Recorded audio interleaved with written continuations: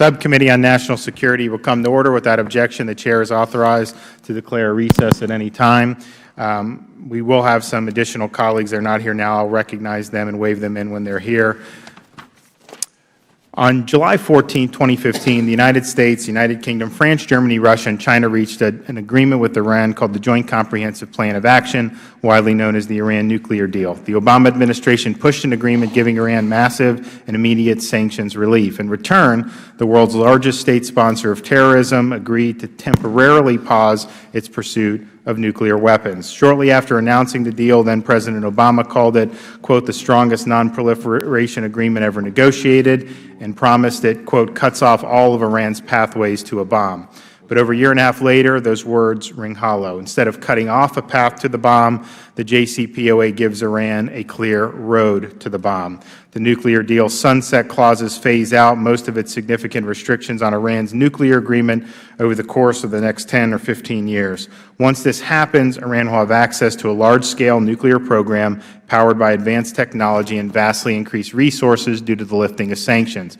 President Obama acknowledged that lifting sanctions would give Iran access to advanced centrifuges, and by year 15 of a deal, the time it takes for Iran to, quote, break out and create a nuclear weapon will, quote, have shrunk down almost to zero, end quote. This is a bad deal. That's why President Trump called it the worst deal ever negotiated. It's also why Senate Minority Leader Schumer and the Democratic ranking members of the House Foreign Affairs Committee and Senate Foreign Relations Committee all opposed it. And that's only part of the story. After the JCPOA was adopted, the Obama administration made a bad deal even worse through its feeble implementation. The Obama administration failed to penalize Iranian violations, gave Iran exemptions from the JCPOA's nuclear restrictions, weakened sanctions far beyond the terms of the agreement, and allowed Iran's ballistic missile launches and regional aggression to go unchecked. Not only did the Obama administration give Iran a pass, Secretary of State John Kerry actually served to lobby on behalf of Iran, flying to London and pitching European bankers that Iran was, quote, open for business, as his staff pressed governors across the country to drop their state's Iran sanctions. Thankfully, the Trump administration signaled the beginning of a different approach this February. When Iran continued pursuing an agenda of regional aggression against us and our allies, the new administration responded by putting Iran, quote, on notice and imposing new sanctions. This hearing will highlight the numerous problems with the Iran nuclear deal that demand correction by the new administration, as well as Iran's destabilizing activities throughout the Middle East. The Obama administration failed to hold Iran to the JCPOA's nuclear restrictions. On critical issues like uranium, heavy water, and centrifuge restrictions, independent experts have identified numerous ways in which Iran has been allowed to violate the deal's provisions, exploit loopholes, and been granted secret exemptions with no penalty. There are also serious questions about the effectiveness of the IAEI's verification process and the degree of access its inspectors are receiving. There are other serious problems with the deal besides the implementation of its nuclear provisions. After numerous U.S. sanctions on Iran were lifted on implementation day, Department of Treasury officials continue to weaken the sanctions. Treasury changed its official guidance on a Friday evening before a holiday to allow foreign companies to do business with entities controlled by the Iran Revolutionary Guard Corps, IRGC, process some dollar transactions involving Iran, and loosen due diligence standards. Treasury also removed a number of entities tied to Iran's ballistic missile program, the IRGC, from its sanctions list. For example, Treasury lifted sanctions on Bank SEPA, which it previously called the financial linchpin of Iran's missile procurement network. Despite all these concessions, the deals failed to quiet Iran's belligerence. Just last week, the head of U.S. Central Command testified before Congress that, quote, we have not seen any improvement in Iran's behavior since the deal was finalized in July of 2015. This is evident from Iran's numerous ballistic missile tests conducted in defiance of UN restrictions and its escalating aggression towards the U.S. Navy in the Persian Gulf. The State Department has identified Iran still to this day as the world's foremost state sponsor of terrorism.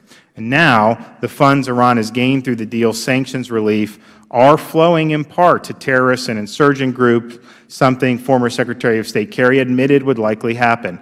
The IRGC continues to use terror and insurgency to expand Iran's influence throughout the Middle East, including support for the Assad government in Syria, radical Shiite militias in Iraq, Hezbollah in Lebanon, and Houthi rebels in Yemen.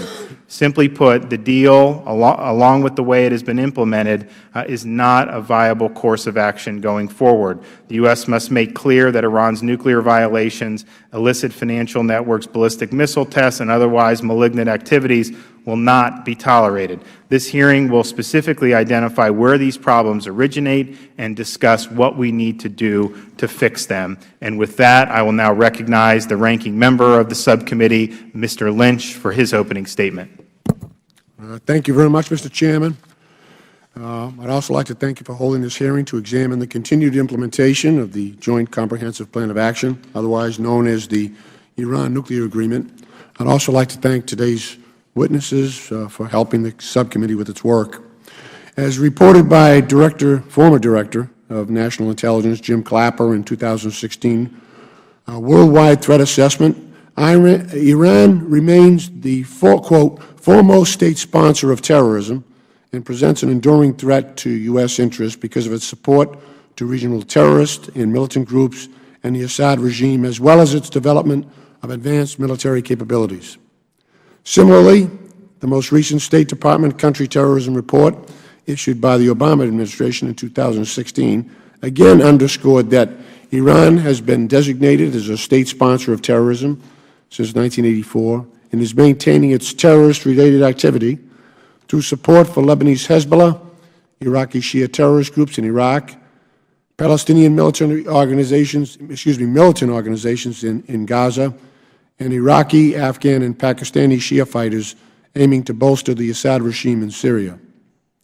There is no doubt that Iran is a destabilizing force in the Middle East and continues to provide arms, financing, and training to terrorist groups in the region. It also remains unequivocally clear that we cannot trust the Iranian leadership given these subversive military and foreign policy objectives. That is precisely why the U.S., the United Kingdom, France, Russia, China, Germany, and Iran sought to contain them. For these same reasons, successful implementation of the Iran nuclear agreement is not dependent on our trust that Iran will simply abide by the terms of the deal and limit its nuclear program and nuclear weapons capabilities. A key advantage we gained is the ability to place inspectors and investigators on the ground in Iran. In referencing adversarial nations and the nuclear arms race in his 1960 inaugural address, President Kennedy remarked that the sincerity of negotiations, quote, is always subject to proof, close quote. And to this end, a determination of whether Iran is living up to its commitments under the nuclear agreement is entirely based on the proof in the form of on-the-ground, real-time, robust nuclear inspections conducted by the independent International Atomic Energy Agency. On March 8th, the IAEA Director General Yukika Amano released his latest report on Iran's compliance with the nuclear agreement and corresponding UN Security Council Resolution 2231. As reported by the IAEA, Iran has already permanently disabled the core of the heavy water reactor at its heavy water plant in Iraq by filling it with concrete, quote, such that the agency was able to verify that it is not usable for a future nuclear application, close quote. In addition, all existing uranium pellets and fuel assemblies related to the original design of the Iraq reactor remain under continuous IAEA supervision. This is solid, verified proof that Iraq has abided by its commitment under the Iran nuclear agreement to render the Iraq reactor inoperable so that it can no longer produce weapons-grade plutonium. According to the IAEA, Iran is thus far abiding by its commitment to refrain from producing or retaining uranium enriched at a level greater than 3.67% for 15 years. That is far less than the approximate 90% enrichment level of weapons-grade uranium and the 20% level of uranium that Iran had previously stockpiled. The IAEA also reports that there are currently no more centrifuges at the Natanz fuel enrichment plant than are in accordance with Iran's obligation to dismantle 2/3 of its centrifuges to enrich uranium for the next 10 years. The IAEA enjoys unprecedented and open access to Iran's nuclear facilities. It conducts formal reviews on at least a quarterly basis and has determined that Iran has met its commitments in every one of its reports. This is a vast improvement over previous international ballpark estimates to try to assess Iran's nuclear capabilities based on hypothetical breakout times. It is in light of the critical and continuing work of the IAEA to verify Iranian compliance with the nuclear agreement that we must make every effort to ensure that the agency is able to carry out its inspections and verification workload. Director General Amano recently stated that absent a 2.1% increase to its operating budget in 2018 from its, or $400 million from its contributing member states, the IAEA will not be able to implement the verification and monitoring activities required in Iran. In stark contrast, the budget blueprint recently submitted to Congress by President Trump proposes a nearly 29% or $10 billion cut to the State Department budget. This could drastically decrease our estimated $200 million annual contribution as the IAEA's largest contributor, given that our typical 25% share of IAEA funding comes from the State Department. While I understand that members on both sides of the aisle may have concerns with the rationale behind the agreement itself, I strongly believe, but we must continue to support the IAEA's work of inspection, that the Iran nuclear deal is in place. Mr. Chairman, I look forward to discussing with today's witnesses what additional steps we can take in furtherance on the sole purpose of the agreement, and quote, that under no circumstances will Iran ever seek, develop, or acquire any nuclear weapons, close quote, as required in the agreement. Thank you, Mr. Chairman, and I yield back the balance of our time. Thank you. I'll hold the record open for 5 legislative days for any members who'd like to submit a written statement. We'll now recognize our panel of witnesses. I'm pleased to welcome Michael Barbaro, retired Lieutenant General, United States Army, an advisory board member for United Against Nuclear Iran. Mr. David Albright, President of the Institute for Science and International Security. Mr. Mark Dubowitz, Chief Executive Officer at the Foundation for Defense of Democracies. Mr. Ray Takaya, Ph.D., the Hasib Sabag Senior Fellow for Middle East Studies at the Council on Foreign Relations, and Mr. Jim Walsh, Ph.D., Senior Research Associate for the Security Studies Program at MIT. Welcome to you all. Pursuant to committee rules, all witnesses will be sworn in before you testify. Can you please rise and raise your right hands? Do you solemnly swear the testimony you're about to give will be the truth, the whole truth, and nothing but the truth, so help you God? Okay, please be seated. All witnesses answered in the affirmative. In order to allow time for discussion, we'd appreciate if you limit your testimony to 5 minutes. Your entire written statement will be made part of the record. We now recognize General Barbaro for 5 minutes. Chairman DeSantis, Ranking Member Lynch, and members of the subcommittee, thank you for the opportunity to appear before you today to discuss the threat posed by an ever-expanding ambitions of the Islamic Republic of Iran. I served as an infantry officer for 38 years, including a total of 46 months in Iraq over 3 combat tours from 2003 to 2011. And as a soldier and commander in Iraq, along with my good friend, Congressman Steve Russell, I have witnessed Iran's subversive activities, hegemonic ambitions, and the direct targeting of American troops. In the 3 years since my retirement from the Army, I've made more than 20 trips to the region, meeting with many senior government and business leaders, witnessing the spreading domination of the Iranian regime from Tehran to the Mediterranean Sea. Just 2 weeks ago, I was part of an international group in Israel to review the situation on the ground, assess the threat of Hezbollah, and meet with national security leaders, including Prime Minister Netanyahu. In the next few minutes, I'd like to highlight how Iran is directing its proxies, specifically those in Lebanon and Iraq, to successfully pursue its strategy of regional hegemony and carving a permanent zone of control. And I believe the actions of Iran and its proxies in Iraq and Lebanon present the most imminent challenge to the United States' interests in the region. In Lebanon, as we all know, Hezbollah is a creation of Iran, and today it's funded by Iran to the tune of estimates of $800 million annually. And until September 11, 2001, Hezbollah was responsible for killing more Americans than any other terrorist organization. Iran's military support to Hezbollah in Lebanon has only grown over time. In 2006, the last time hostilities broke out between Hezbollah and Israel, Hezbollah had approximately 13,000 mid to short-range missiles and rockets. Since then, Hezbollah's influence and capabilities have increased dramatically. According to Israeli estimates, Hezbollah now has an expanded arsenal of over 100,000 rockets and missiles, including long-range systems that possess greater precision, lethality, range, greatly threatening Israel population centers and critical infrastructure. Also, Hezbollah has fully integrated itself into Lebanon's political, social, and military and security apparatus. In recent combat operations in Syria to support the Assad regime, Hezbollah has gained important conventional capabilities and is now a hybrid military power that is stronger than many conventional armies, including Lebanon.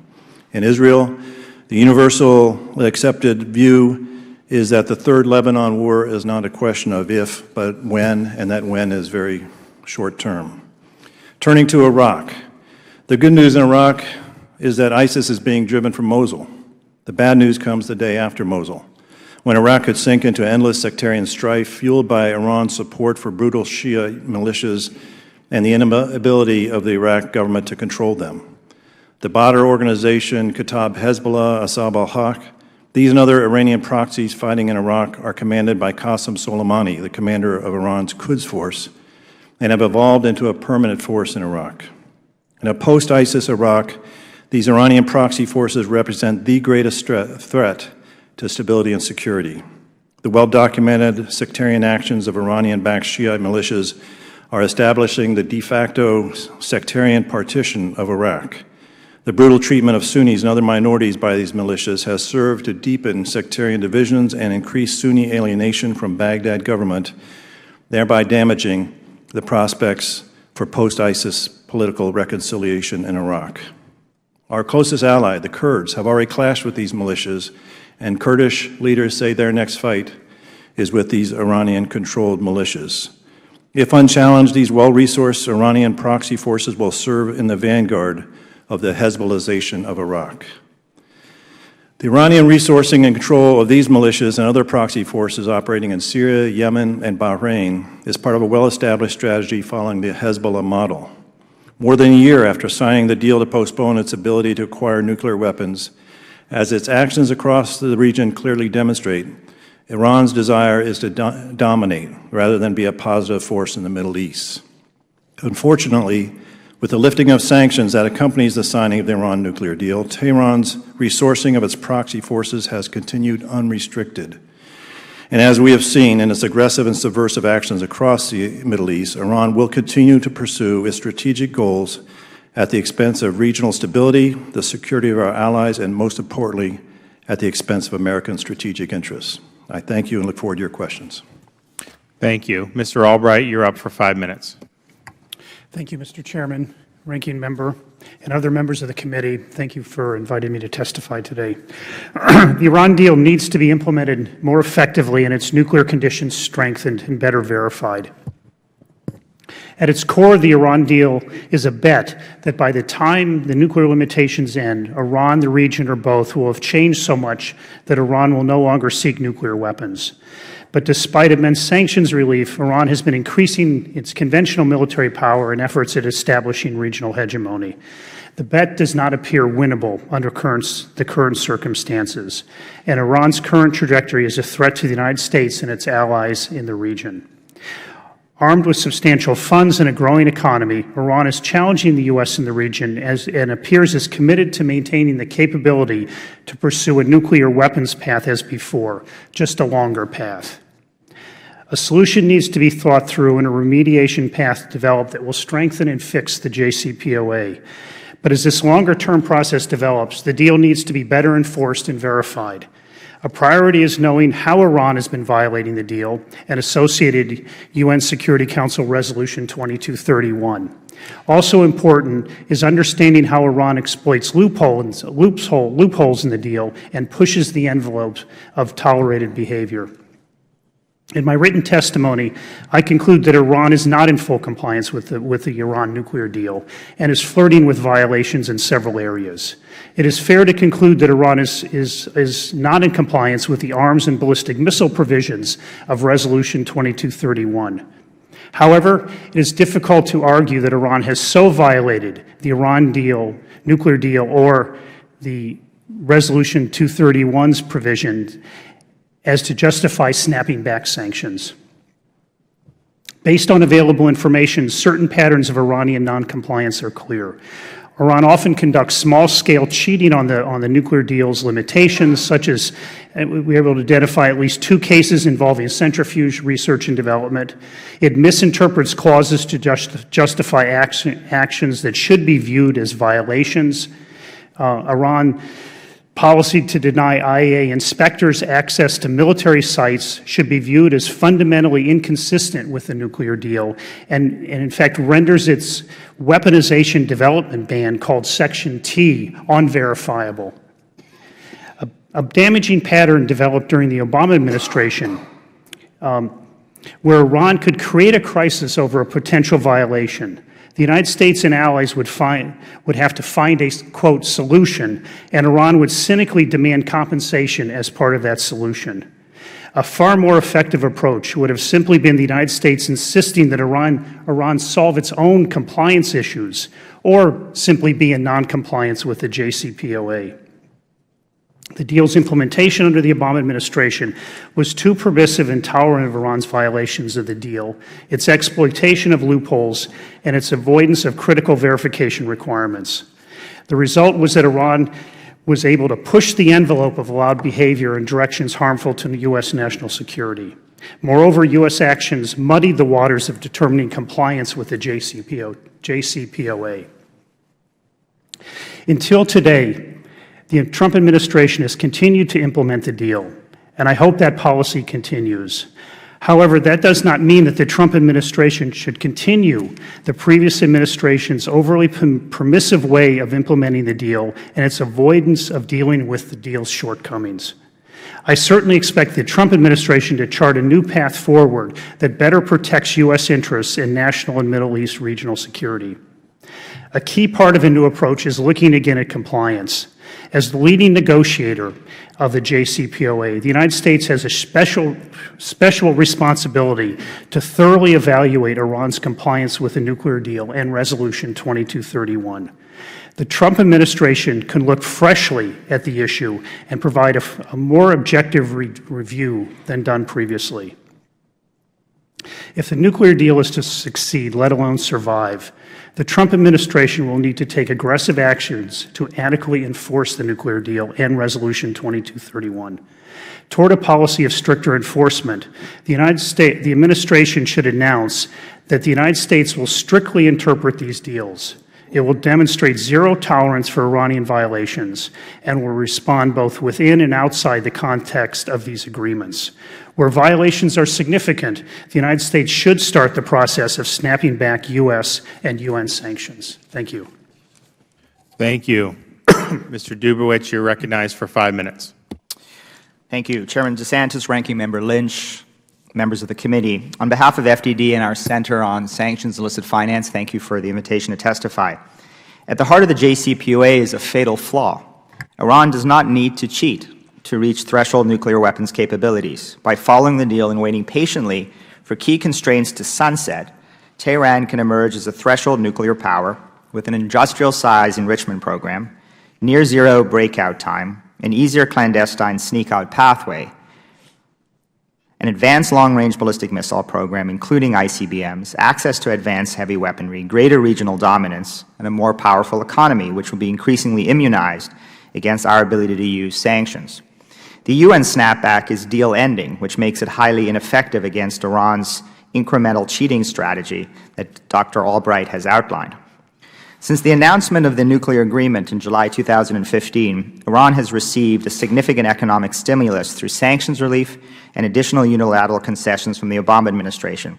In spite of, or because of, these economic benefits, Iran's destabilizing and malign activities have only accelerated. To address these threats, Congress and the new administration need to follow in the footsteps of Ronald Reagan.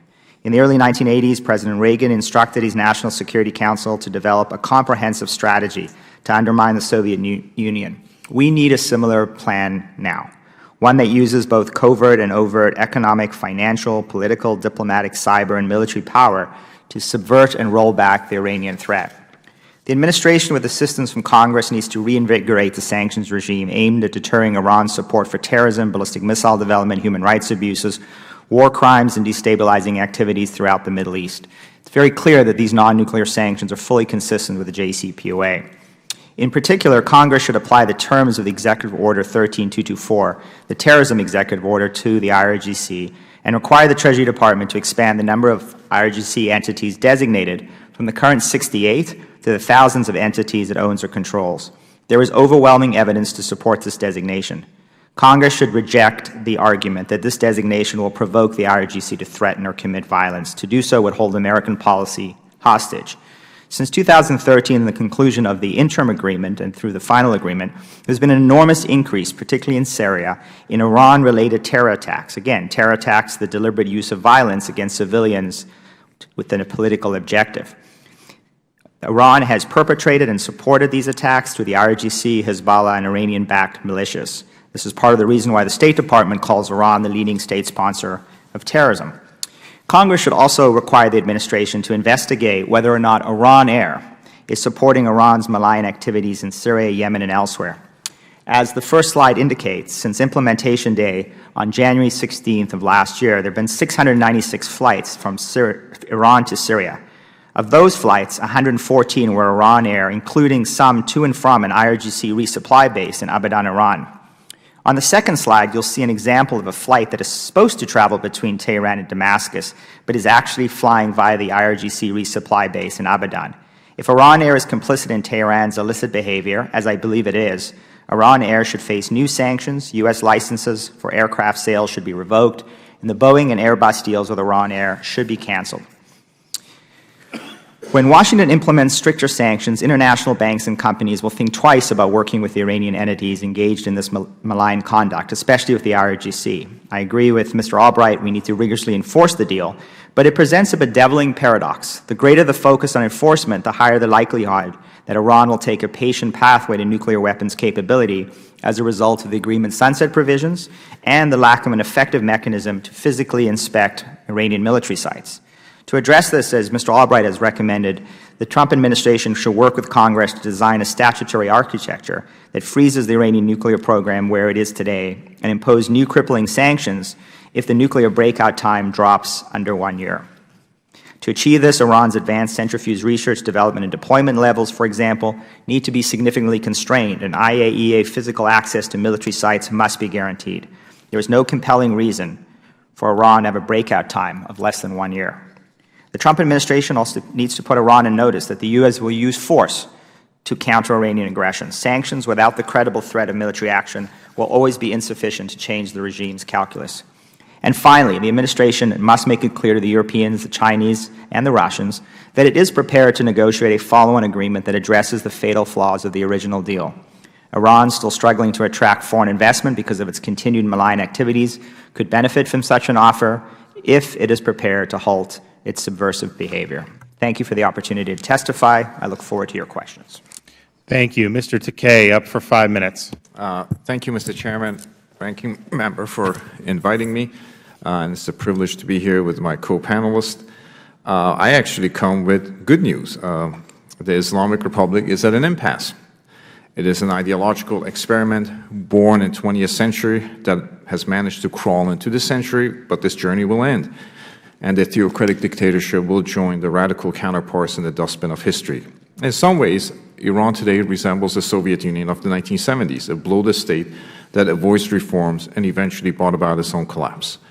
The foremost function of U.S. policy, therefore, is to continuously weaken the wobbly foundations of the clerical regime by pressing it both internally and in the region. The theme of the day in Washington today, these days, is to push back on Iran.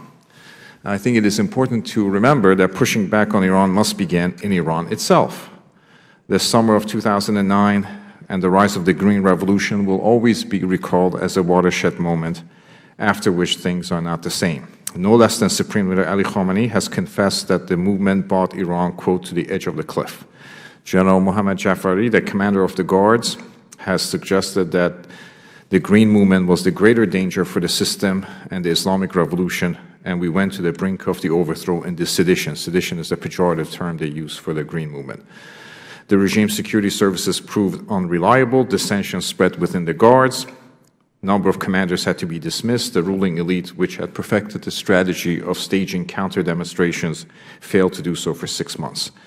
The Islamic Republic was never and is never a typical totalitarian state. Its electoral processes and institutions provided the public at least with a veneer, an impression of democratic representation. That Republican element of the regime evaporated in 2009, and with it vanishes legitimacy.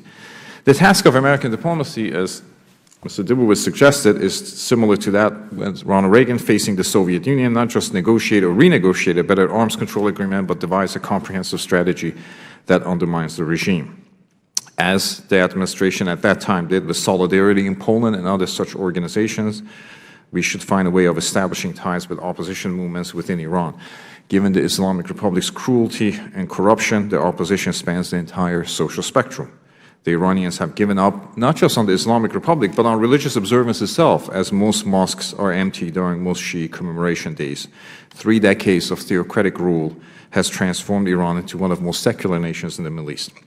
The middle class, the working poor, are equally hard-pressed by a regime's incompetence and corruption. Even some of the senior members of the clergy are beginning to recognize the toll that politics has taken on religion. America has ready allies in Iran and must make an effort to empower them. Economic sanctions, in my view, are a critical part of any strategy of pressuring Iran. The experience of the past few years has shown that the United States and its partners have real capacity to shrink Iran's economy. The fewer resources that the regime has at its disposal, the less capable it is of sustaining a cadre whose loyalty today is purchased. And the guardians of the revolution are well aware of that. Once deprived of money, the state will find it difficult to fund patronage networks that are essential to its rule and its imperial ventures. For Iran's leadership to yield to international norms, all the walls around them have to close in. So it is important to stress its economy divides a society, but also to push back on its influence in the Middle East, as was mentioned before. By contesting Iran's gains, Washington can impose additional costs on the regime and contribute to regional stability. Iran's leaders believe that the vitality of the revolution mandates its exports, and it is that export that must be negated as means of undermining that revolution. The best arena to push back on Iran, I think, still remains in the Gulf. Iran and Saudi Arabia are locked into the regional conflict. We should assist all Gulf allies. Iraq, as was mentioned, is also a place where the United States can potentially have steady allies if it rehabilitates that country's institutions and the military. Iraq cannot be whole and free so long as Iran interferes in its affairs. A commitment by the United States to Iraq will go far to diminishing its ties to Iran. Some in Washington believe that Iran problem is secondary to violent jihadists. For all their achievement, those movements do not yet possess the resources and capability of a large, sophisticated state. It must be noted that the Iranian regime was the original Islamic revolutionary state. Its successes inspired a wave of radicals across the Middle East. At the most basic level, this is a confrontation between a superpower and a second-rate autocracy, and therefore we should emulate Ronald Reagan's famous injunction in dealing with them: we win, they lose. Thank you, Mr. Chairman. Thank you. Mr. Walsh, you're up for 5 minutes. Mr. Chairman, Mr. Ranking Member, members of the committee, it's an honor to be here today to discuss the implementation of the nuclear agreement with Iran and our P5+1 international partners. Let me begin first by looking at Iran's compliance with the JCPOA. The JCPOA is a nuclear agreement. It's not an agreement on regional relations, human rights, or other issues. And it's a nuclear agreement for good reason. Denying Iran nuclear weapons is the uncontested single most important American objective in the Gulf. Yes, Iran supports policies that run contrary to American interests, but the only thing worse than an Iran that does bad things is an Iran that does bad things and has nuclear weapons. It's also worth noting, as I have explained in past testimony, that the JCPOA is arguably the strongest multilateral nonproliferation agreement negotiated in the nuclear age. No country has been subjected to the kind of intrusive inspection and verification embodied in this agreement. Today, IAEA has more inspectors on the ground in Iran than ever before. To assess Iran's compliance, I use a variety of metrics. One, Iran's implementation of specific provisions. Did Iran remove 98% of its uranium stockpile? Yes. Did Iran dismantle 2/3 of its centrifuges? Yes. Did it destroy the calandria of the Arak reactor? Yes.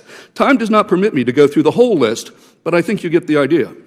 Next, I look at two assessments by others: the International Atomic Energy Agency, the U.S. intelligence community, our European partners, including Britain, France, Germany, and the EU, have all concluded that Iran is in compliance with its obligations. The Israeli military, for its part, has changed its threat assessment as a result of the nuclear agreement. Let me turn now to Iran's regional activities. Iran's regional activities pose problems for U.S. interests in the region, but by way of context, few countries in the Middle East have been shy about meddling in the affairs of their neighbors. Saudi Arabia, Qatar, Turkey, and Egypt, for example, have all recently intervened in other countries directly or through proxies. Moreover, these practices have been a prominent feature in the region for decades. Now, none of this means that Iran's unwanted behavior should be simply accepted. It shouldn't. What it does suggest, however, is that regional meddling is not new, it is unlikely to go away anytime soon by any of the players, and it should be judged in context and not in isolation. In short, this is the Middle East, and it has been like this for a very long time. But when it comes to Iran, ambition is one thing, capability is another. Indeed, when one looks at the Iranian-Saudi rivalry, it's pretty clear who has the upper hand. In this competition, the kingdom is supported by the Gulf Emirates, Pakistan, Egypt, and the U.S., among others. The Iranian side is poor and weak by comparison. It includes Lebanon, a weak state, Syria in the middle of a civil war, and possibly Iraq, although I doubt that for the long term, but is also fighting a war on its own territory. Saudi Arabia alone, without counting its many allies, is far wealthier than Iran and outspends its rival on defense. The International Institute for Strategic Studies reported that Saudi Arabia spends almost 4 times as much on its military as Iran. It goes on to conclude that, quote, Saudi Arabian armed forces remain the best equipped of all of the states in the region except Israel. So while Iran may have aspirations of hegemony, it lacks the economic and military capabilities to achieve that status, particularly in a region where Sunnis vastly outnumber the Shia. Terrorism. Iran is said to be the largest state sponsor of terrorism in the world, though some experts would instead point to Pakistan or Saudi Arabia. Critics of the agreement have suggested that it would free resources that Iran would use to use for increased terror activity. As my past testimony explains, there are reasons to doubt this. In addition, I went back and tested the proposition using the University of Maryland's Global Terrorism Database. I examined terror attacks for all 4 groups that Iran has supported in the past. The results are striking and surprising. First, terror attacks by the most active groups are all significantly down from their historic highs. More tellingly, attacks are all down beginning around 2013, 2014. That is to say, with the JPOA and the JCPOA. Now, one will have to keep an eye on this to see if it changes, but to date, the data is clear. The rise in terror attacks by Iranian-backed groups predicted by critics simply did not happen. Ballistic missiles. Under the Security Council resolution, Iran is, quote, called upon not to carry out ballistic missile tests of nuclear-capable missiles. To be clear, the language in the resolution does not mandate that Iran end missile tests, and the resolution actually provides for missile technology transfers in the agreement. Since the time its cities were attacked by ballistic missiles by Iraq during the Iran-Iraq War, Iran has viewed missiles as a defense need, not surprisingly, and it has achieved virtual self-sufficiency in that program. Sanctions cannot change that reality. Only a reduction of regional tensions can do that, but until then, the U.S. has other options at its disposal. In conclusion, I believe that Congress has an important role to play in the JCPOA's implementation, and I stand ready to work with this committee to make sure we achieve our common goal and our first priority, ensuring that Iran never acquires nuclear weapons. Thank you very much. Thank you. The Chair now recognizes himself for 5 minutes. General Barbaro, you mentioned, which we don't mention enough, I think, the number of U.S. troops that were killed at the hands of Iran while we were in Iraq. And by my estimate, it was definitely hundreds and may have been over 1,000. Do you agree that those numbers are accurate? I agree, Mr. Chairman.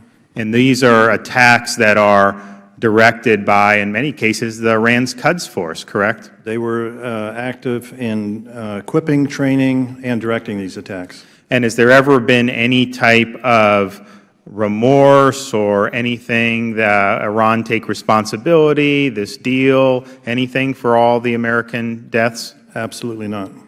Now, Iran is pursuing this ballistic missile program. What type of a threat does that pose to the United States, and how should we respond to it?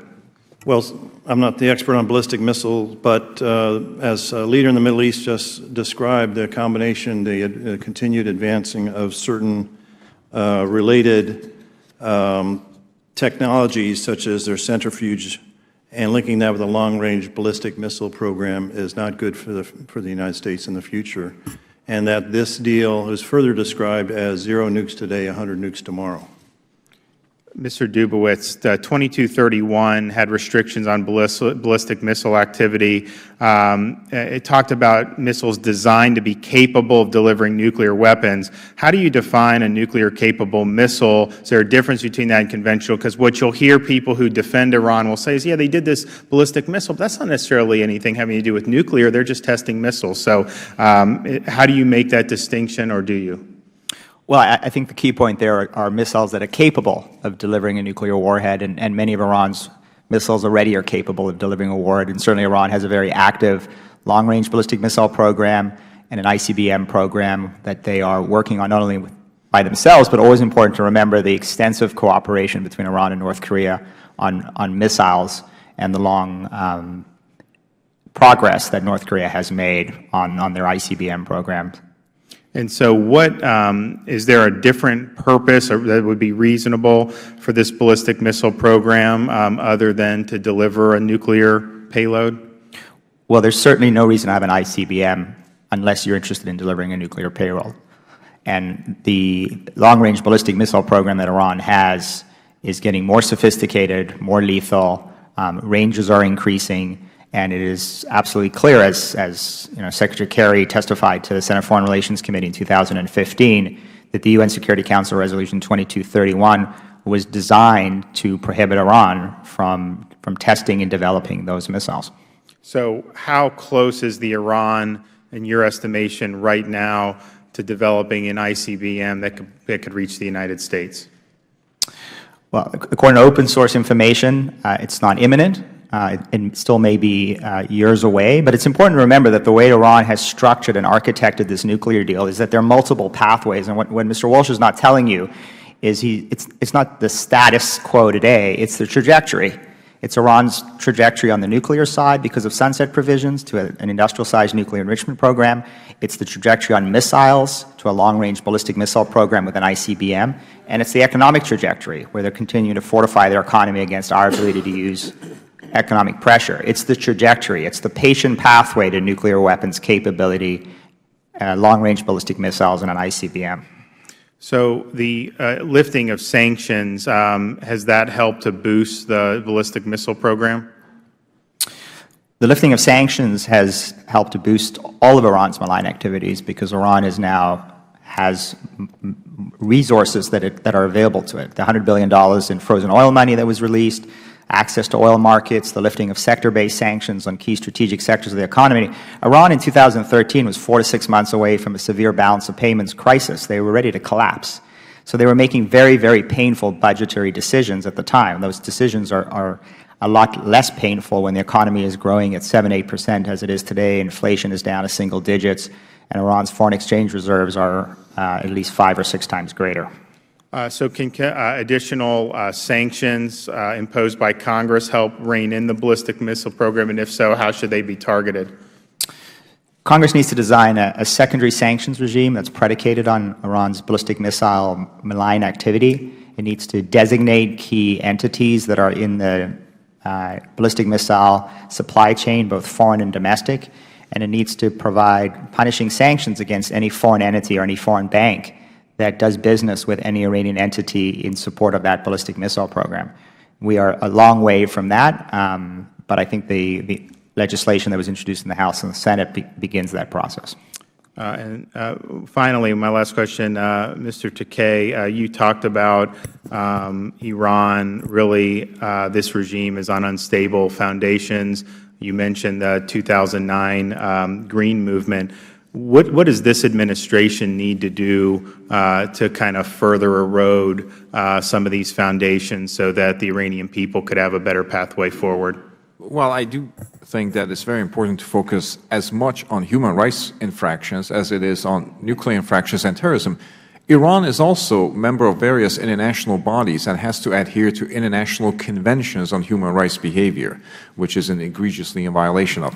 I would actually support a sanctions regime along the lines that actually targeted human rights and human rights abuses that are ongoing in the country, so there will be actual punishment. As I mentioned, our task is to continuously weaken the regime's coercive power and it's the regime itself that actually now relies on a transactional relationship with its cadre. It essentially gives them money as enforcers. If it has less money, it has less capacity for enforcement. Thanks. My time's expired. I'll now recognize the ranking member, Mr. Lynch. Thank you, Mr. Chairman. Mr. Walsh, thank you for your testimony. I'm going to give you a couple of comparisons. We have a situation in Pakistan where they have nuclear weapons. Not only that, they're fixated on India. They have mobile nuclear weapon capacities. So they keep, as a matter of defense, they keep moving their nuclear weapons around to avoid any first strike vulnerabilities. In the meantime, the Taliban and various warlords in those areas, they're not on the eastern border of Pakistan. They're more on the western part that is controlled in large part by the Taliban. And then we have North Korea that has nuclear weapons capacity already, and highly unstable leadership, to say the least. What is greater risk right now? Is it North Korea that has nuclear weapons and you know, like I say, a very unstable, I'm being generous here, a very unstable leader. Pakistan that has nuclear weapons and is moving them back and forth, or Iran that is stuck in a freeze here. And I just want to go through the checklist here. Did Iran remove 98% of its lightly enriched uranium stockpile? Yes, it did. Did Iran dismantle 2/3 of its centrifuges? Yes, it did. That's all been verified. Did Iran destroy the calandria at the Arak reactor? Yes, our inspectors were there. They filled it with concrete. It cannot be used. That was a big step. That was a lot of research and effort on their part. Did Iran cap its level of enrichment to 3.67%? Yes. Did Iran convert the Fordo underground facility? Yes, it did, mid-construction. Did Iran submit to 24/7 International Atomic Energy Agency inspections of its sensitive facilities? Yes, it did. And is it reprocessing plutonium? No, it is not. So, again, what's the greatest danger here? Yeah, number one, by far, I think. First of all, India, Pakistan, and North Korea are in a class by themselves in terms of nuclear danger. They're nuclear weapon states. You can only have a nuclear war if you have nuclear weapons. Right. And frankly, the India-Pakistan situation has deteriorated recently, even though it doesn't get as much play as this other stuff. I think it's far more serious. And I worry about North Korea, having been to North Korea and studied it for years. I don't think Kim Jong-un is going to start a war on purpose because he knows he's going to lose, but I fear that we're one dead fisherman away from some crisis that escalates because everyone is leaning forward. It's a very escalatory environment. Iran doesn't have a nuclear weapon. It's not going to have one for 15 years. I frankly think it's going to be a lot longer than that. I don't think these things compare. And let me say within the region, you know, Iran is not 10 feet tall. It's not the Soviet Union. It's not even the most powerful country in its own region. By my estimation, Israel, Turkey, Saudi Arabia are all far stronger by GDP, military expenditures, quality of weapons. If it's fourth, it's lucky. Let me ask you. Recently, President Trump tweeted out, this was his tweet, Iran has been formally put on notice for firing a ballistic missile, close quote. Is there a legal or defense terminology to being put on notice? Is there any technical thing that I'm missing there? It's not my job to interpret the tweets of the President. It certainly doesn't add up to a policy. Listen, most of the experts, you talk to Michael Ellman, who's a missile expert, others, they'll say that the program is largely indigenous. Its purpose is asymmetric deterrence. It fears an attack by another state. It has no ICBM program. I'm going to have to disagree with my good friend Mark. And if you look at my testimony, there are footnotes to that effect. It hasn't flight tested an ICBM. You can't have an ICBM program if you haven't flight tested a missile. So I think that's a missile program. I wish they didn't have missiles. I wish no one had missiles. But I don't think sanctions are going to somehow change a defense need. I have to reclaim my time, and I appreciate your remarks. And also, ballistic missile control is an aspirational statement within the agreement. It's not a requirement. Right. Just yesterday, North Korea, a nation, again, with dangerous nuclear weapons, fired a ballistic missile that was just the latest in a series of test firings. Here's what Secretary Tillerson said. North Korea launched yet another immediate-range ballistic missile. The United States has spoken enough about North Korea. We have no further comment, close quote. So, you know, there are some dangers out there, but I don't think giving Iran back the ability to develop nuclear weapons is the way to go. I yield back. Gentleman yields back. Chair now recognizes the Vice Chairman of the subcommittee, Mr. Russell, for 5 minutes. Thank you, Mr. Chairman, and thank you, gentlemen, for being here today. General Barbero, it's great to see you. I guess my first question, I'm a little taken aback that Iran does not present a significant, imminent, unusual threat to U.S. interest. How would you characterize Iran as a threat? Do you agree with that statement? I don't agree with that, Congressman. You know, Iran's actions have been diametrically opposed to U.S. interests in the region, and they're acting on those and executing a strategy.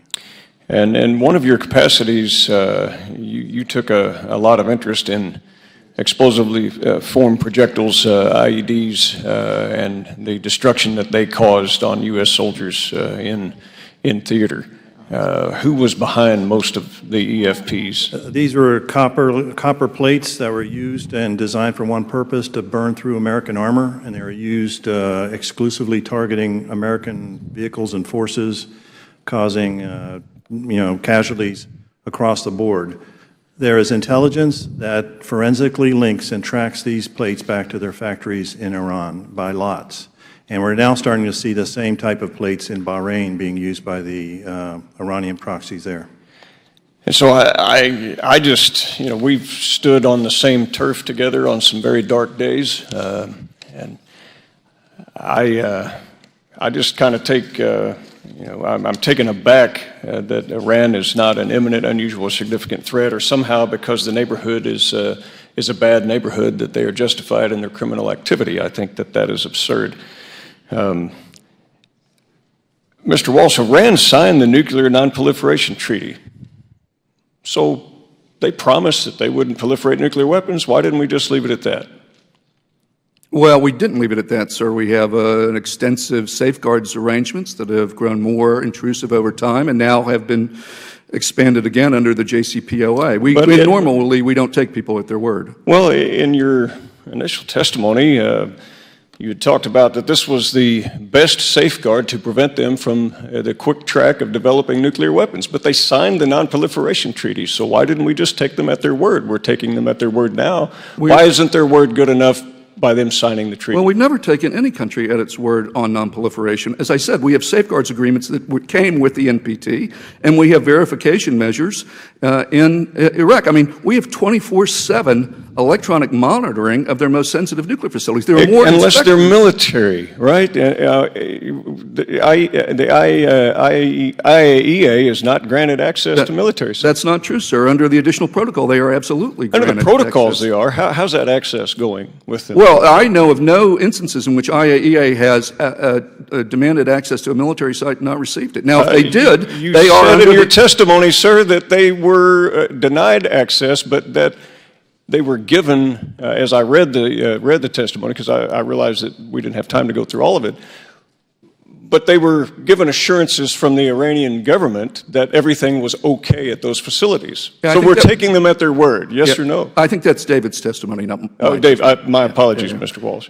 Is it still true? Well, under the agreement, the IAEA, both under the additional protocol and the agreement, has access to it. And if they feel that they are not getting satisfaction, then they're able to take that directly to the UN Security Council and U.S. snapback sanctions. And by the way, the U.S. Has its own intelligence community. The Israelis have an intelligence community. The Russians have an intelligence community. If they think that there's cheating, I'm pretty sure you're going to see a file before the UN. Well, we're already seeing evidence of a lot of that cheating, which is why we're all ready for a little snap back. And I guess two things with regard ballistic missile tests not being part of a threat. And yet, you are one of the most accurate writers of the dangers and the imminent threat of North Korea. Why are we even concerned that they launched a missile yesterday? If missiles don't really matter, why are we concerned about North Korea's missiles? Well, I think we're worried about North Korea's missiles because they're going to mate a nuclear weapon to them. That's not going to happen in the case of Iran because we have the JCPOA. Okay, I also but worry about... can they, at the end of 10 years, they can do whatever they want. They're well, wide open. It's not 10 years, and some of the restrictions of the JCPOA go in perpetuity. They last forever. Like, they're not bringing that Calandria back, right? That's destroyed forever. Some of the restrictions go for 20 years, 25 years. Well, and in my remaining time, Mr. Chairman, I just want to make the statement that as far as Iran just being part of the, its bad neighborhood, no one is a greater proliferator of terrorism than Iran. They've killed more Americans since 1979 than any other state. We have seen repeated attacks. General Joseph Votel, commander of SITCOM, Iran poses the most significant threat to the central region and to our national interest and the interests of our partners and allies. We've seen the Director of National Intelligence 2016 report. Iran presents an enduring threat to U.S. national interests because of its support to regional terrorism. And I would argue that any drop-off in terrorist activity, Mr. Chairman, has not been because of goodwill of the JCPOA. It's been because they're fighting in Yemen and Syria and in militias in Iraq. Hopefully we'll get around to, and I appreciate your indulgence. I'm out of time. I yield back, Mr. Chairman. Gentleman's time's expired. Mr. Walsh, what would you say? I mean, with the Syria deal, with the chemical weapons, the administration heralded it, they're gone. Even the Israelis said, oh, it was good. Well, it turned out not to be the case. And so and I agree with you, there are Israelis, you talk to them, they think that from what they can tell, that may have been in check. But we don't know what we don't know, and that's what I'm concerned about. In Syria, a lot of people thought that had been taken care of, and obviously, tragically, this week we found out it didn't. Yeah, I think it's way easier to produce a chemical weapon, which is basically just using industrial chemicals and weaponizing it, than to make a nuclear weapon and a miniaturized warhead. They're just, in terms of the capacity required, night and day. So I think it was a good thing to get all that agent out. Had we struck Syria, we might have sent a weak deterrent message, but all that agent would have been there. We got a lot of it out, but they went back to making it. All right, and I will now recognize the gentleman from Vermont for 5 minutes. Thank you very much. Thank you, Mr. Chairman, for this hearing, and Ranking Member Lynch. First, I want to say thank you to General Barbero, and also to his colleague and fellow soldier, my colleague, Mr. Russell, for your service. And let me tell you, listening to both of you is very powerful, because you were on the receiving end of a lot of malign behavior from Iran. So how can I express my appreciation for that? We all are. But I know that you also appreciate that this is about a policy that is important to the U.S. In its allies. And the question for me on this whole Iran nuclear deal was not whether I was going to turn a blind eye to what you experienced. It was whether, in the long run, the region would be safer with a malign but non-nuclear Iran than with a malign and nuclear Iran.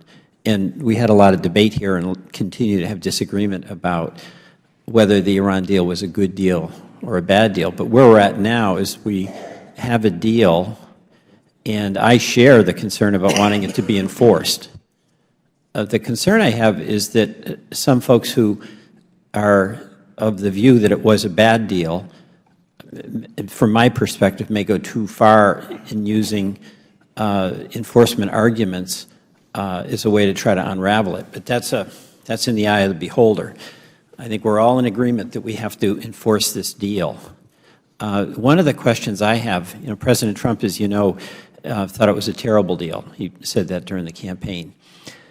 But the budget that he's proposing is going to significantly cut State Department funding.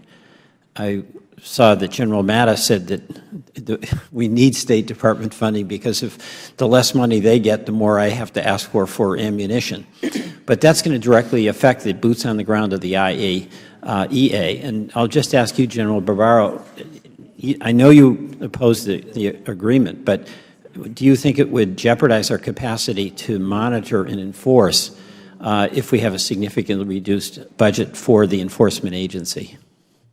Well, I think it would damage our abilities to monitor this deal. But if I could, Congressman, this is not, hopefully it did not come across as an old soldier who's bitter about what happened. I didn't hear that. But this is about American national interests. Right. And currently in the region, and what I hear from leaders, where is the United States? This is a 0 nukes today, 100 nukes tomorrow deal. This is a postponement, not a cessation. And we should not sacrifice other American interests in the region at the expense of this deal. And it seems from the capitals there that America has pulled back, and American leadership is lacking in confronting this real and in some cases existential threat to our friends and allies in the region. A lot of people agree with what you just said, but when we're honest with ourselves, this is a tough situation. It's not like there's a definitive answer. And a lot of times the American people want a military response, partly because they trust the military, and partly because when something really bad happens, they want a definitive action that is going to make it go away. But we saw with our engagement in the Middle East, and I think President Trump talked about this during the campaign, that some of those decisions didn't work out the way it was hoped. We did nation building in Afghanistan and Iraq, it didn't work. We aided people in Libya, and it was a mess.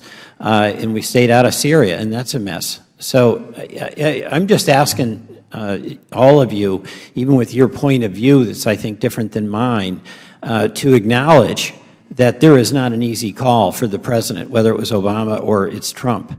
If I could go first. Sure. I agree. This is not an easy challenge, but the argument is not to, re-invade and 100,000 troops and do nothing. There are plenty of actions we could take. Sanctions. Declare the IRGC a foreign terrorist organization, which they clearly are. Go after the financing of the IRGC and their network. Something Mr. Lynch is very active in on the financing. And work with our allies in the region. General Jones, Jim Jones, former National Security Advisor, SACEUR, said let's lead the way in forming a NATO-like defense agreement and body with the Gulf states and Saudi Arabia. I think they're ready for that. So there's a number of things we could do. My time is up, but thank you, General. Gentleman's time has expired. We have a procedural vote, but I'm not going to stop the hearing for it so members can go and come back. We're going to keep it going because I think it's just one vote and done. These are not our actual votes that we had scheduled at 4 o'clock, and I don't want to have to adjourn twice in 30 minutes. So with that, I will now recognize Mr. Comer for 5 minutes. Thank you, Mr. Chairman. My question is for Mr. Albright and Mr. Dubowitz. Are the Joint Comprehensive Plan of Actions, current inspection and transparency measures sufficient to verify Iran is abiding by its terms? In theory, the international inspectors have tremendous rights of access. It's given by what's called the Comprehensive Safeguards Agreement. Unfortunately, Iran's policy is to deny access to military sites, and it has done so on multiple occasions. And even in the example of the Parchin site, which was finally accessed by the IA, it only got one visit, and it got partial access. If you take bans in the JCPOA against nuclear weapons development activities, inside Iran. Those need inspections of military sites, and they're not. Those military inspections or the visits to the military sites are not happening. So I would say that parts of the JCPOA are not verified. Parts of it have not been tested yet, that in the sense that the IAEA is going to ask to go to military sites, and the expectation is that Iran is going to say no because that's been its policy. So I think that the bottom line is that parts of the JCPOA are unverified, parts are untested. The parts that are well verified are the declared sites. Mr. Walsh referred to those as sensitive. They're the known sites. And so those have been verified quite a bit, but the IAEA is still unable to answer the basic question: does Iran have undeclared nuclear activities? It still does not know the answer to that question. And when it tries to do that, it very well could be there's going to be a major confrontation with Iran over access. Well, I mean, I agree. I mean, Supreme Leader Ali Khamenei, quote, "Inspection of our military sites is out of the question." Foreign Minister Zarif, before the Iranian parliament, "We've successfully achieved the goal of preventing IAEA access to military facilities." Ali Velayati, an advisor to Khamenei, quote, "Entry into our military sites is absolutely forbidden." And Mr. Albright mentioned Parchin. Remember, the IAEA didn't get physical inspection of the Parchin military site. It got self-inspection, where the Iranians were providing samples. Interestingly enough, even when providing samples to the IAEA and not letting them in through the gates, man-made uranium particles are actually discovered. The IAEA should have insisted under the Comprehensive Safeguards Agreement for a follow-on physical inspection. They did not. So now you have the Parchin precedent, which is, it's not the name of some Robert Ludlum novel. It is what the Iranians will invoke the next time we want to go into their military sites. They'll say, "You're not getting in," and maybe at the end of the day, they'll let in another self-inspection. But I think, as Mr. Albright, as my colleague Dr. Ali Heinonen has said, it is insufficient.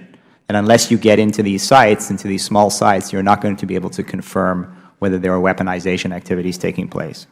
Mr. Dubowitz, let me ask you this. How did updates to the Department of Treasury's OFAC frequently asked questions weaken sanctions on Iran?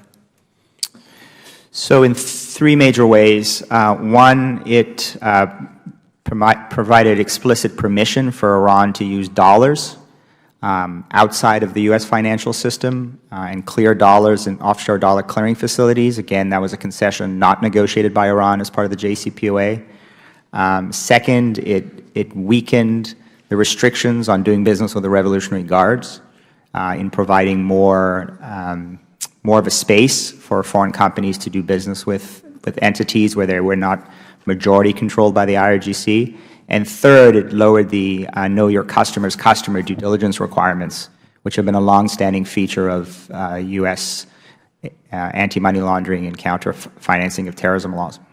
And again, all three concessions unilaterally given by the Obama administration in exchange for nothing from Iran and not part of the JCPOA's explicit text as far as I can find. Okay. Thank you, Mr. Chairman. I yield back. Gentleman yields back. Do we have, I guess the Dems have left the building. Let me just, we're going to go wrap for votes, but Mr. Albright, you pointed out Iran is basically doing serial violations, but they're doing it kind of up to the point before it would lead to an actual response. And that's concerning, but it seems like they can get away with a lot bit by bit. What would it take for them to do to engage in conduct that would actually lead to snapback sanctions? Because my sense is that a lot of the Europeans who are part of the deal don't have a lot of appetite for that. No, in fact, it's actually, even though it appears to have been a very strong part of the deal, it's actually one of the problems of the deal is that if the IAEA, let's say, really gets aggressive and asks to go to military sites, it has a list that it would like to look at for various reasons. It has to worry that it'll bring down the entire deal. And so I think part of the challenge for the Trump administration is to how to enforce this deal more effectively within the context of the deal. And I think the Europeans would actually be interested. I mean, there's a whole range of issues that are on the table in these discussions among the P5+1 where Iran is, I would say, violating the deal. it's on heavy water, it's on centrifuge research and development, it is on the IA ability to do its inspections. I mentioned Section T on weaponization bans. I mean, they do need to verify that this part of the JCPOA is being abided by Iran. So I think the mechanisms will probably be in the Joint Commission within the Procurement Working Group, but I think a critical thing will be for the Trump administration to make it very clear that it is going to enforce this deal strictly, and it's no longer going to tolerate essentially what is Iranian games to push the limits of the deal and at the same time get compensation for those. It could be in form of money for sales of heavy water or in terms of uranium imports. It's short on uranium, and it's been able to use the deal to increase its uranium supply. So given some of the deficiencies that you've outlined, I think it's really good stuff. I mean, is it correct to say for certain we know Iran this deal has worked? I mean, it seems to me that even if some of the areas that people discuss, even if you take that at face value, there's still stuff we don't know. So can we definitively say that the deal has worked? I think you can say that the deal has accomplished certain objectives, and Mr. Lynch went through several of them, and those are important. But will the deal succeed in preventing Iran from building nuclear weapons? I think that's a very open question, and it's a worrisome question given the current trajectory of this deal. And I think it really is a time to get much tougher on Iran and to make sure that it's going to abide by it, and that in addition, and Mark discussed this, we have to fix the weaknesses in the deal, particularly in the long term, but we first have to get the deal in order, strictly enforce it, and then we have to start looking at how do you improve this deal to make sure that Iran does not have a huge nuclear weapons capability that starts to grow in year 10. Well, thank you. I was actually wrong about we're going to do the rest of the votes for the day. Members have left and because of that. So I know we had others who wanted to participate. I think that was a very informative panel. I want to thank you guys for coming, offering your views and answering the questions. And clearly, this is going to be an issue that this administration is going to deal with and that we in the Congress are going to have to deal with in one form or another. So with that, the hearing is now adjourned.